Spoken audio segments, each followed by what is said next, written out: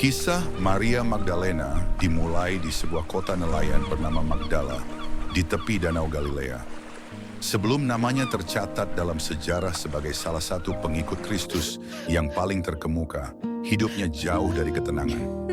Alkitab mencatatnya sebagai seorang wanita yang tersiksa, dirasuki oleh 7 roh jahat.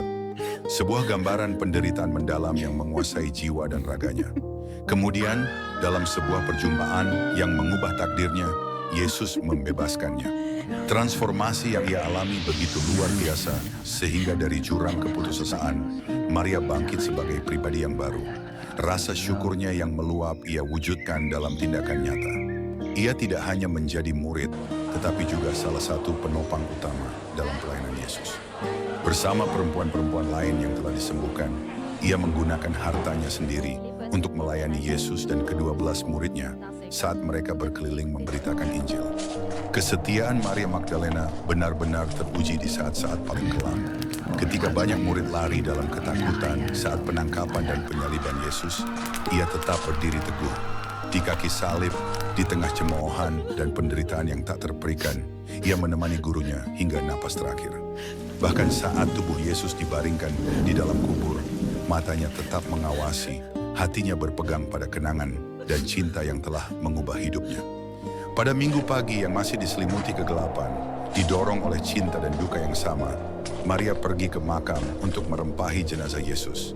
Namun yang ia temukan hanyalah batu yang telah terguling dan sebuah makam yang kosong. Dalam kebingungan dan isak tangisnya, sebuah suara memanggil namanya dengan lembut, Maria. Dalam sekejap dunianya yang hancur kembali utuh. Ia mengenali suara itu. Itu adalah Yesus, gurunya, yang kini berdiri di hadapannya, hidup. Di momen agung itu, Maria Magdalena menjadi manusia pertama di dunia yang menjadi saksi mata kebangkitan Kristus. Yesus kemudian memberinya sebuah tugas agung, menjadi pewarta pertama kabar kebangkitan. Perempuan yang tadinya hidup dalam bayang-bayang kegelapan, kini berlari menemui para murid dengan berita terang yang paling mulia, "Aku telah melihat Tuhan." Kisah Maria Magdalena bukanlah cerita tentang masa lalu yang kelam, melainkan sebuah kesaksian agung tentang kekuatan transformasi.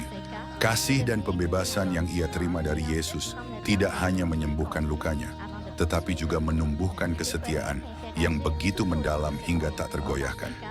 Kesetiaan itulah yang membuatnya berani berdiri tegak di kaki salib, ketika yang lain lari ketakutan, dan yang menuntun langkahnya ke makam kosong di pagi buta.